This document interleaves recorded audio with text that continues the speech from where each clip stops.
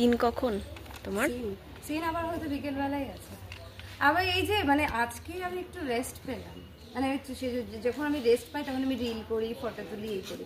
আর অন্যদিন না হলে রেস্ট নেই, 8:30 থেকে মানে বেশ শুরু হয়ে যায়। আর হাতে স্ক্রিপ্ট সবসময়? হাতে স্ক্রিপ্ট সবসময়। বাবা এই পড়া যদি মুখস্থ না করে যায় হয়ে গেল। নিজেরও কেমন লাগে, মানে সবাই পড়া মুখস্থ করে আসবে, আমি শুধু পড়া মুখস্থ করে যাবো না। আমার ছোট বাচ্চাটা পর্যন্ত পড়া মুখস্থ করে নেবে, আমি যদি না করি। এখন এই বড় বয়সে ডিরেক্টরের কাছে পেটুনি খেতে খুব খারাপ লাগে, কষ্ট হবে, তাই জন্য পড়া। সাহিত্যের সেরা সময় মানেই সেখান থেকে একটা আলাদা প্রত্যাশা থাকে, আর সেই প্রত্যাশা বারবার পূরণ করে এসেছে আকাশ আট। আজ আমরা সেই ফ্লোরেই রয়েছি, প্রথম কদম ফুলের ফ্লোরে, আর আমার সঙ্গে রয়েছে বন্দনা। পূজা, ওয়েলকাম। নমস্কার, কেমন আছো তুমি? খুব ভালো আছি, তুমি কেমন আছো? আমিও খুব ভালো আছি। নতুন কাজ শুরু হলে একটা নতুন উদ্যম আসে, কিরকম ভাবে? উদ্যমটা একদম আছে, উদ্দীপনাটা আমার মধ্যে একটু বরাবরই বেশি। আর প্রথম কাজের শুরুতে তো উদ্দীপনাটা আরো বেশি বেড়ে যায়, আর সাহিত্য করার সময় আরো বেশি। এটা মানে উপরি অ্যাডভান্টেজ বলতে পারো। মানে আমি সাহিত্য করতে খুব পছন্দ করি। এটা আমার সাহিত্যের সাথে সেকেন্ড কাজ হবে, দ্বিতীয় কাজ। আশা করি বউচুরির মতো এটাও ফাটাফাটি হবে। সাহিত্য নিয়ে কাজ করা এবং সাহিত্য পড়া দুটোতেই কি পূজার বেশ ইন্টারেস্ট? আগে ছিল না, এখন যত আরও মানে দিন আরও এগোচ্ছে তত যেন মনে হচ্ছে সাহিত্য মানে জানার তো শেষ নেই। আমি মনে হচ্ছে কিছুই জানি না, আমি একটা ক্ষুদ্র বিন্দু, এখন আমার অনেক সাগর জানতে হবে। তো সাহিত্য পড়ার চর্চা এখন এই মুহূর্তে করছি, আরও সাহিত্যে কাজ করার স্বার্থে করা হচ্ছে। প্রথম কদম ফুল করতে গিয়ে পড়া এবং সিনেমাটি দেখা, যে কালোজয়ী সিনেমাটি রয়েছে, দুটোই করা হয়েছে নিশ্চয়ই, একটুখানি শুনি। চরিত্রে ঢোকার আগে কি কি প্রসিডিওরের মধ্যে দিয়ে যেতে হয়। ফার্স্ট টাইম যখন আমাকে বন্দনা চরিত্রের জন্য কাস্টিং করা হয়, ফার্স্টেই আমি জিজ্ঞাসাই করে নিই যে চরিত্রটার কেমন কি শেড বা কী ডিমান্ড আছে, কি চাইছে। মানে একদম নর্মালি সিম্পল ঘরের বধূ যেমন হয়, আগেকার দিনের ঘরের মেয়েরা একটু অন্যরকম টাইপেরই ছিল, সেইভাবে তাদের পর্দার মানে অত বাইরে যাওয়া আসা বা যা হয় ঘরোয়া সংসার নিয়েই থাকা, সংসারের সাথে কুটকাচালি সেই সবের মধ্যে থেকেও হাসি মুখে দিনের শেষে যে দাঁড়িয়ে থাকা, যে একটা স্ট্রং একটা মানে একটা নিয়ে সেইটা যেন থাকে। তো সেই ব্যাপারটা ঠাকুরপোকে তার প্রেমে, তার বিয়েতে, তার সব কিছুতে একদম আপ্রাণ মানে জান দিয়ে সাহায্য করা। তো সব কিছু আগলে বন্দনা চরিত্রটি একটা সাধারণ সাদাসিধে চরিত্র, যে চরিত্রটাকে আমি আত্মস্থ করার চেষ্টা করছি এই মুহূর্তে। জানি না কতটা পারবো, এটা দর্শকরাই বলতে পারবে। একদম। এবং তোমার যে লুক, তুমি যে পুরনো 70s 80s যে লুকে আছো, তুমি যেটা বেশ উপভোগ করছো এবং চরিত্রের মধ্যে রয়েছে, সেটা তুমি কিন্তু সিনের বাইরেও তোমায় বোঝা যায় ভীষণ। আর আমি ওটাই চেষ্টা করি, মানে যাতে কোনো সব রকমভাবে একটু চরিত্রের মধ্যে থাকতে পারি। আর যখনই এই পোশাক দেওয়া হয় তখন তো পুরোপুরি নিজেকে মনে হয় যে না, এবার আই এম এন্টারিং, চলে এসেছি, এটা একদম মেকআপ নিতেই। আর এটা রোজকার একটা মানে জার্নি হয়ে গেছে। এই 4 মাস যতদিন পর্যন্ত আছি ততদিন পর্যন্ত আমাকে বন্দনা হয়েই থাকতে হবে, বন্দনা হয়েই আপনাদের সামনে আসবো, এটাই তো আমার কাজ। একদম। এবং ওই যে কালোজয়ী যে সিনেমা, সেই সিনেমার সেই চরিত্র যা দেখেছো, সেই চরিত্রে তুমি এখন অভিনয় করছো, এটা তোমার মধ্যে কিরকম একটা ব্যাপার তৈরি করে? ভীষণ মানে ভীষণই কঠিন অ্যাকচুয়ালি। মানে আমি সিনেমাটা জাস্ট এই প্রথম কদম ফুল শুরু হওয়ার জাস্ট 2-3 দিন আগেই দেখলাম, জাস্ট একটা মানে ফাইনাল টাচ আর কি দেখে নেওয়ার মতো। বন্দনা যে চরিত্রটি ওখানে মানে চরিত্রটি যিনি প্লে করেছেন, এত সিম্পল, এত ন্যাচারাল ওয়েতে করেছেন না, মানে আমি ওটা দেখার পরে আমার আরও মানে নিজের মনের মধ্যে এইটা সন্দেহ, আমি করতে পারবো তো এতটা, না করতে তো আমাকে হবেই অবশ্যই। উনি যতটা পেরেছেন, হয়তো ওনার মতো আমি 100% না দিতে পারলাম, অ্যাটলিস্ট 98% যেন দিতে পারি, এটা আমার সবসময় থাকে। আর চেষ্টা করছি, দেখা যাক যত দিন যাচ্ছে বন্দনা আরও চরিত্রের ভিতরে সম্প্রসারিত করবে, আরও সবার আশা করি মনোভূত হতে পারবো।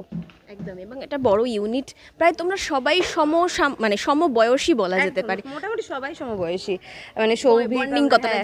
হ্যাঁ, বন্ডিং তো অবশ্যই যা হয়, মানে শুধু বয়সটাই আমাদের বেড়েছে, মন থেকে তো আমরা বাচ্চাই না, সেই হ্যাঁ দিল তো বাচ্চা হ্যাঁ। সে যখনই সবাই একসাথে সমবয়সী সবাই এসে যায়, সেই একটা বন্ডিং, কিছু বলার দরকার পড়ে না, এমনিই তখন বাহ পেলাম নিজের বয়সের কাউকে, এরকম একটা ফিল হয়।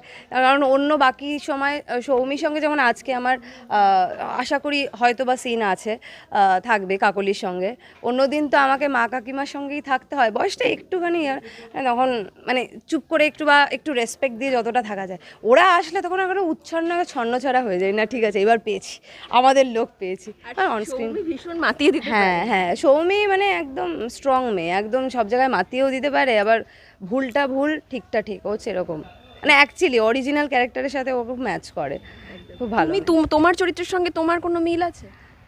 মাঝে মাঝে আমি নিজেও মানে মেয়েটা খুব ইন্টারেস্টিং, মানে মাঝে মাঝে মানে যখন সেই চরিত্রের সঙ্গে না আমি মানে মিশে যাই, আমি জানি না কেন, না হলেও আমাকে ওটা করতে হবে বা আমাকে ওইটা হয়েই উঠতে হবে, এটাই আমার টাস্ক, আমার এটাই মনে হয়। চেষ্টা করছি, এবার দেখা যাক, বাকিটা তো দর্শকরা বলবে যে কতটা পাচ্ছি। নতুন কি কাজ আসছে? নতুন আমার রিসেন্টলি একটা সিনেমা রিলিজ হয়েছে ফেলু বক্সি, ওখানেও আমি একটা খুব ইন্টারেস্টিং চরিত্র করেছি, মানে খুবই ইন্টারেস্টিং, একদম গ্ল্যাম বাড়ির মেড কিন্তু নেগেটিভ শেড, বাট ইন্টারেস্টিং, খুব ভালো। আপকামিং ক্লিকে আমার একটা ওয়েব সিরিজ আসছে ডিটেকটিভ চারুলতা, আই থিঙ্ক ওটা জয়দীপ ব্যানার্জির ডিরেকশানে ছিল, আসছে।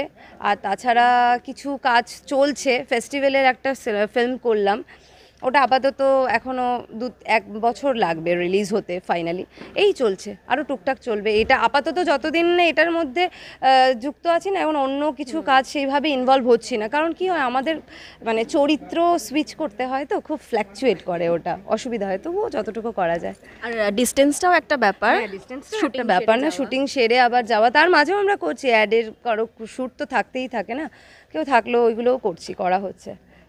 একদমই। আর সময় পেলেই টুক করে একটু বেড়াতে চলে যাওয়া, তোমার সোশ্যাল মিডিয়া হ্যান্ডেলেতে চোখ রাখলে আমার বেড়াতে যাওয়াটাও না, মানে আমি বছরে একটা ট্যুর আমি রাখবই, যে না ওটা আমার রিফ্রেশমেন্টের জন্য, হ্যাঁ একদম ম্যান্ডেটারি, না হলে কি হয় না, খুব মনোটোনাস লাইফের মধ্যে আমাদেরকে মানে চলতে হয়, তো একটা ব্রেক সবার দরকার, ওটা আমিও মনে করি। ওই সময় আমি কোনো কাজ না, আমি শুধু 10-12 দিনের একটা ব্রেক নেব, বাস ফিরে এসে আবার সেই খাটছি কাজ, এটাই আমি আছি। ওই ম্যান্ডেটরি ট্রিপের পরে আরো ছোটখাটো নিশ্চয়ই থাকে সারা বছর। হ্যাঁ এই তো আসছে সামনে হোলি আছে, মনটা একটু কেমন করে না, শান্তিনিকেতন পলাশ এইসব মানে ওটার জন্য না মুড লাগে না, এটা চলো একটা এক্সকিউজ পেলেই হলো, বানিয়ে নিতে কতক্ষণ এক্সকিউজ, না ছুটি পেলেই চলো একটু ঘুরে আসি। তাহলে তো বসন্ত তো জাগ্রত দ্বারে, তাহলে পলাশের সঙ্গে সঙ্গে তো প্রেমেরও একটা হাওয়া, হ্যাঁ লাভ ইজ ইন দেয়ার। প্রেমের জন্য বসন্ত না, ওটা প্রেম তো সারা বছরই আছে, আবার আমার প্রেমটা সারা বছরই, মানে আমি না বুঝতেও পারি না, কেউ আমাকে এসে মনে করিয়ে দেয় প্রেম আছে, কিন্তু আমি তখন এলাম হ্যাঁ প্রেম আছে, আমার তো প্রেম আছেই, হ্যাঁ আমি সবসময় প্রেমে আছি, শুধু বসন্তে কেন, আমি সবসময় প্রেমে আছি। ভ্যালেন্টাইন্স ডে এইগুলো তো সবাই এসে স্পেশাল, সরস্বতী পুজো, ভ্যালেন্টাইন্স ডে, কী রে কী প্ল্যান, আমার আলাদা করে কোনো প্ল্যান নেই, আমি সবসময় আছি, আমি ভরপুর প্রেমে, সবসময় প্রেমে আমি। একদমই তাই। শেষ করব, দর্শকদের কি বলবো?